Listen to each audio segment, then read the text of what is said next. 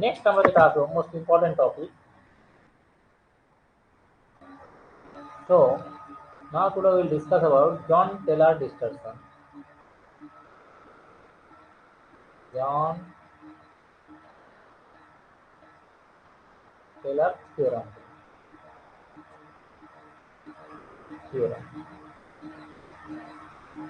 So what is John Taylor theorem? What is the brief account for the John Taylor theorem? Suppose an octahedral complex having all the metallic and bond distances are equal are called symmetrical molecule or regular molecule. But if the complex have unequal bond distance, then it is called tetragonal distorted. So octahedral complex, if all the bond length, bond distance are equal, then it is regular octahedral. But when the bond distance are different with the ligand, it is called tetragonally distorted, which I have already discussed earlier. So this distortion is two types. The first one is the, if you see that this is octahedral complex, if all the ligand distances are equal, then it is the regular octahedral. So it is regular octahedral. But when it is like that way, so these equatorial bonds become longer, whereas axial bonds become shorter. Then this is due to irregular structure, or this may be like that way, where these bonds are longer and these bonds are shorter. So this is not regular octahedral, these are distorted octahedral. Distorted octahedral. Why distorted octahedral? Due to tetragonal distortion. Due to tetragonal distortion, it is distorted octahedral. So this type of distortion are two types. You see, one is equatorial bond is longer, another one is axial bond is longer. When the equatorial bond is longer, then it is called, when the equatorial bond, that these two ligands, axial ligands come closer to each other. You see that very come close to each other, and these bonds become longer, equatorial bonds. This becomes shorter and this becomes longer. So this is called flattening distortion. There is four long bonds in the xy plane, which is called flattening distortion. Flattening distortion, right? Flattening distortion, or you can say it is Z in. Z component orbital is inside, smaller. Whereas you see that these two bonds are longer, axial bonds are longer, equatorial shorter. So the bonds long along the z axis and four short bonds along the xy plane. So it is called elongation distortion. Elongation distortion, or Z out. That means Z component orbital are far apart. So from these observations, John and Taylor put forward a theory, which is known as John Taylor theorem. So what is the theory? The theory is the any nonlinear molecular system in a degenerate electronic state will be unstable and will undergo distortion to form a system of lower symmetry, lower energy, and thus will remove degeneration. This is the theory, most important. So you have to remember any nonlinear molecule, this is a nonlinear molecule. All the molecules are nonlinear octahedral molecule. In a degenerate electronic states means their electronic states are degenerate, that means all the orbitals have same energy, will be unstable and undergo distortion, or will be unstable and will go for distortion to form a system lower symmetry, lower energy, and thus will remove degeneration. So due to that distortion, they lost their symmetry, they lost their energy, and they remove their degeneration. That means all the orbitals becomes not degenerate, not equal energy, the energy becomes different. This is known as John Taylor theorem. Previously, we know that six ligands in octahedral complex split the d orbital P2G and EG sets. That means there are some repulsion with the ligand approaching to the metal. When the axial ligands come up close to the metal, then the repulsion is more, so they go to the higher energy. Whereas the equatorial, when the equatorial orbital, that is dxy, dyz, and dzx, they become lower energy, which we have already discussed. So now, most important question is here that what is the condition for distortion? This is most important. How can we predict that when distortion will occur and when distortion will not occur? So condition for distortion, this is most important. How can I say that this will suffer Jahn distortion? How can I say? So for that reason, there are three conditions for distortion. What are the three conditions? The first one is the distortion, no distortion condition. Suppose when there will be no distortion. The first one is the no distortion. When no distortion will occur. So it is mentioned that when no distortion, when both the T2G and EG orbitals are symmetrically filled up, then no distortion. When T2G and EG both orbitals are symmetrically filled up. Symmetrically filled up. Then there is no distortion. So which orbitals are symmetrically filled up? Which orbitals? I can say D3, that is T2G3 EG0, T2G symmetrical filled up. D5, T2G3 EG2. Do you see? D8, T2G6 EG2 symmetrical filled up. And D10, that is T2G6 EG4. All are symmetrically filled up. So these are the high spin octahedral complexes. So high spin octahedral complexes. High spin octahedral. So these suffer no distortion condition. Similarly for low spin octahedral, which one? T6, that is T2G6 EG0. Suffer no distortion.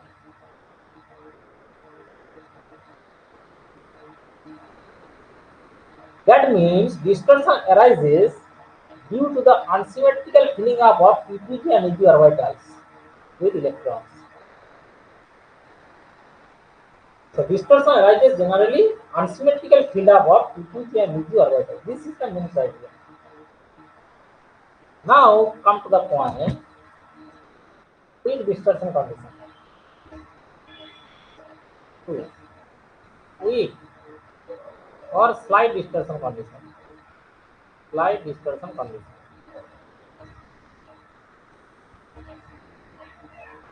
So when there will be weak or slight distortion condition will arise, it is mentioned that when TTG orbitals are unsymmetrically filled up and EG orbitals are symmetrically filled, so T2G unsymmetrically filled up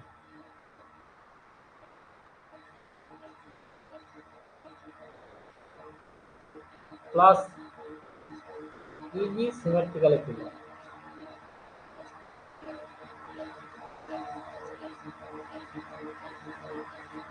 Okay?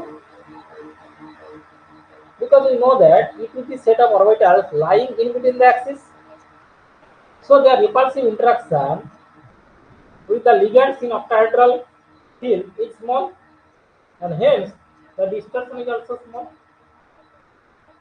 That means T2G group orbitals in between the axis, I know, and this area T2G, and ligand approaches along the axis, so there is less repulsion with the T2G ligand, no, very less level. That's why this is weak distortion or slight distortion condition.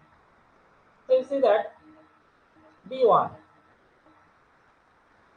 T2G1 EG0 is very common for weak distortion.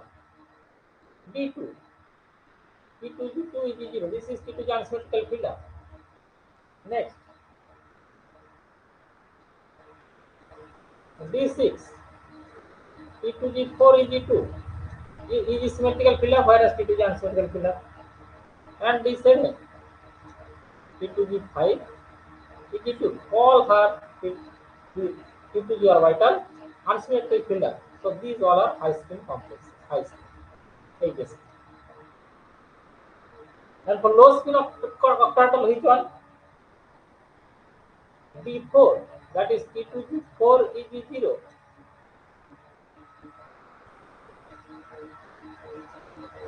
And D5, T2G5 is 0. So these are the low spin octatal complexes which suffer with Donteller distortion. So when T2G orbital is unsymmetrically filled up, then we will see weak Donteller distortion. But now come to the point, strong distortion condition. Strong distortion condition. So only one thing is remaining, EG orbital. So if EG is unsymmetrically filled up, then strong distortion, because EG orbitals lies on the axis.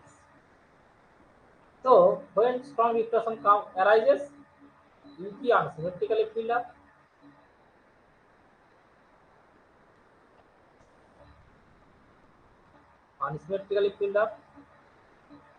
plus T2G symmetrically filled up.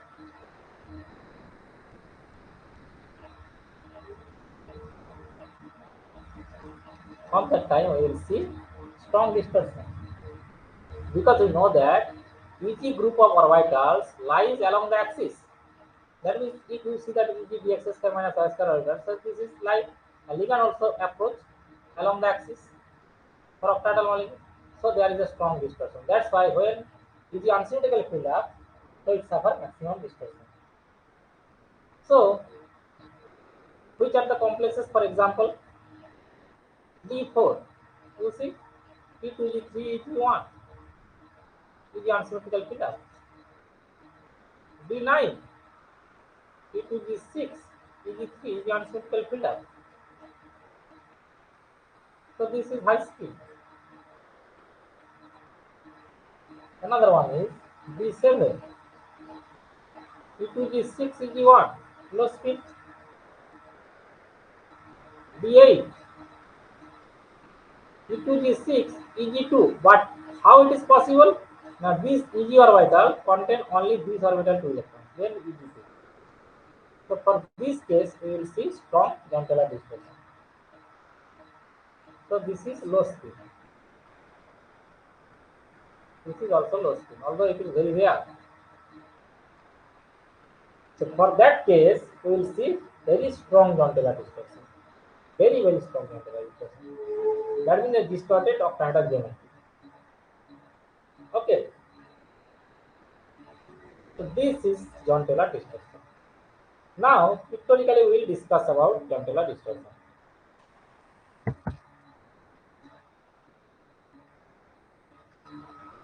So pictorially representation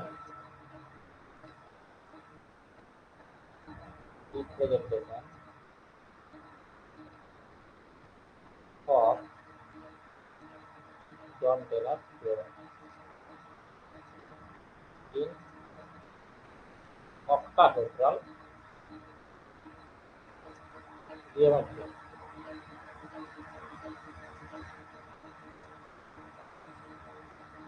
So how this happens? Suppose this is my energy between T2G and EG. So now you see this is T2G and this is EG. So this gap is known as delta or 10 right? Delta or 10. So this is known as T2G and this is known as EG set of orbitals. Now two type of distortion occurs. So this is regular octahedron. So now the distortion takes place. One is Z out, another is Z in. So when, so this is the, you see this is the barycenter. The barycenter remains constant. So now I can discuss this side Z out. Z out means Z component is suffer distortion, that is longer one. That means dxz and dyz become lower energy. So dxz, dyz, whereas dxy little bit higher. Similarly here dz square lower its energy and dx square minus y square higher its energy. So this is z out distortion. Okay. So for z out, z component orbital lower energy and xi component orbital higher energy. When so this is z out. So I will previously discuss. So if you see that if that Z component ligand out of the system, then it's become square planar. Now it is octahedral, but distorted octahedral, Z out. So during square planar, dz square come here and dx square minus dxi becomes here. So this is Z out difference. So what happened in Z in? So during Z in just reverse phenomena. So dxy is here, then